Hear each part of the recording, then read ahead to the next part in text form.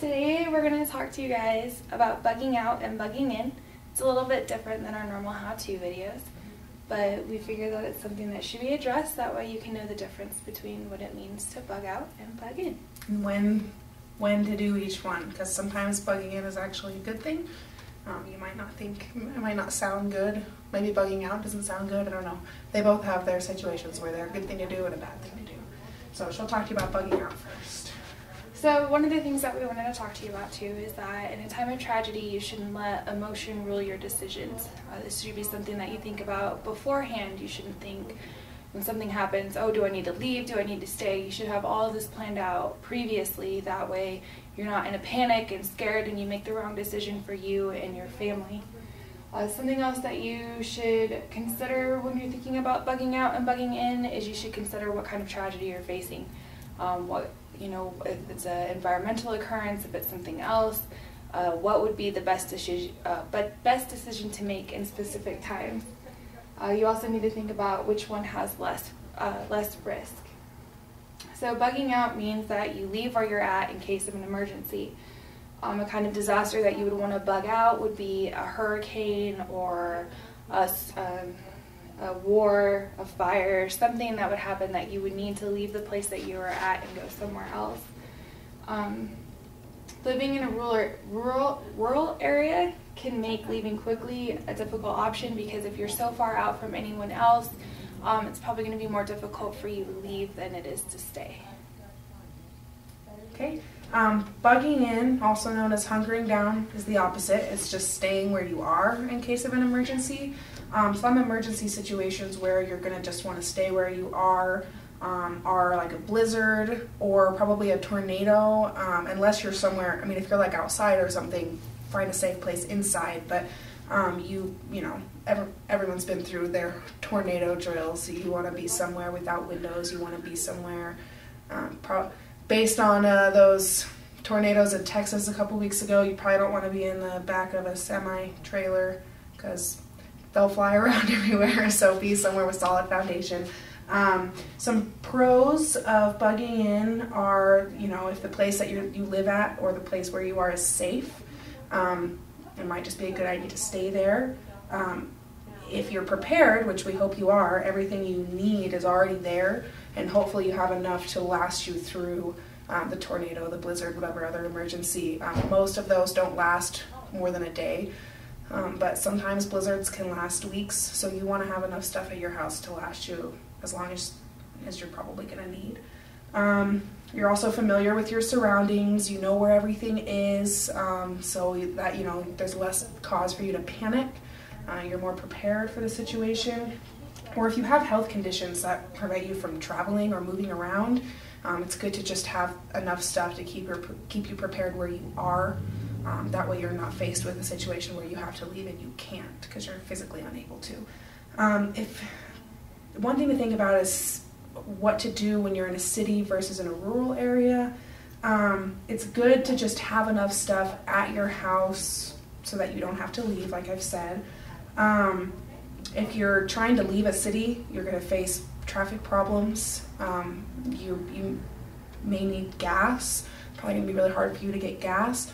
So if you're in a situation where you have enough stuff to stay at your house, do it. Another thing is, especially if you live out in the middle of nowhere, there's some pros and cons to that. The pro is if it's like a nationwide emergency and this is like something that's going to be lasting for months, which you can't really anticipate, but if you end up in a situation like that, you don't have as high of a chance of looters and people trying to, stay in your house. And at the same time, if you don't have the stuff in your house, you need to be prepared.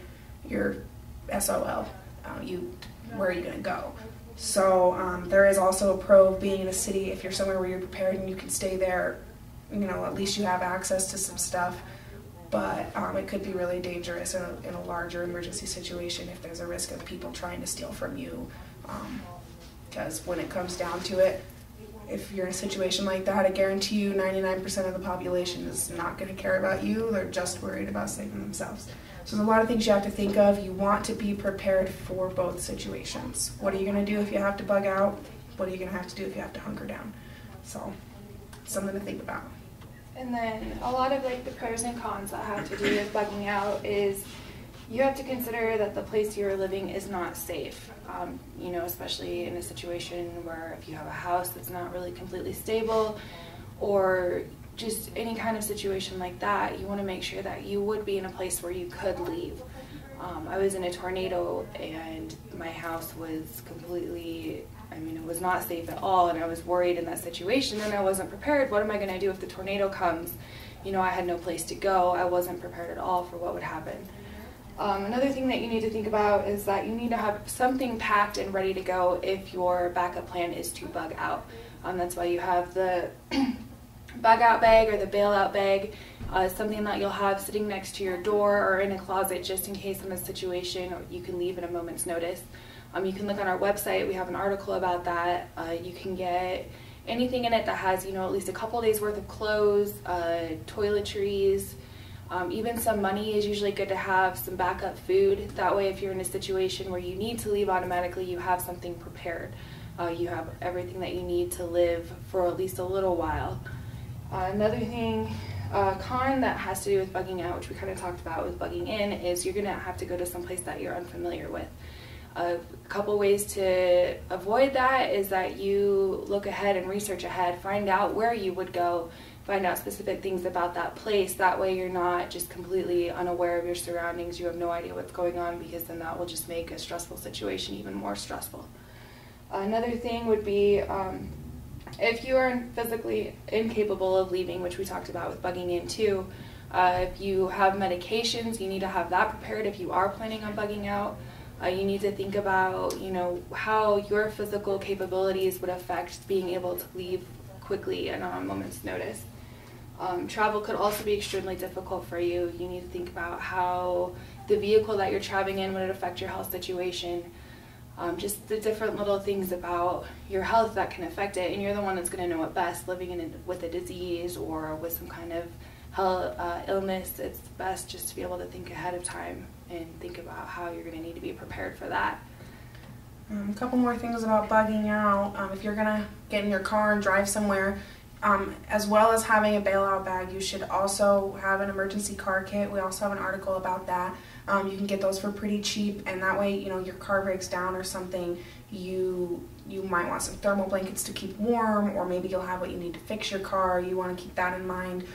You should have those regardless of whether or not you're planning on ever bugging out. Those are just good to have in your car. As well as, you know, we know a guy who never lets his car go under half a tank of gas. I can't say I'm that way, but what you can do is keep some extra gas in a tank, in a gas can in the back of your car. You just have to keep in mind that gas is not good forever, so you're going to want to use that and replenish it on a regular basis. I think it's every three to 6 months or something. You're probably going to want to replenish that just to make sure you've got good gas in the back of your car. And also, if you have a family, let's say an emergency situation comes up, you're at work, your significant other is at work, your kids are at school, whatever situation, or you don't live in the same town as your significant other, where are you going to meet up with them? Have a plan for that too, because chances are if you have to bug out immediately, you're not going to have time to go find everyone that you want to leave with before you leave. You're just going to have somewhere that you guys can all meet up outside of town, outside of city limits, somewhere where you guys can go and then at that point be together or travel together. So, anything else? A couple other things that you can think about are taking a solar charger with you. You might come to a place where you don't have electricity, and the chance that your cell phone does still work and you have cell phone service but your battery goes dead, you can take a solar charger, charge your cell phone. We sell those on our website as well. Take water droplet or water capsules with you to purify water.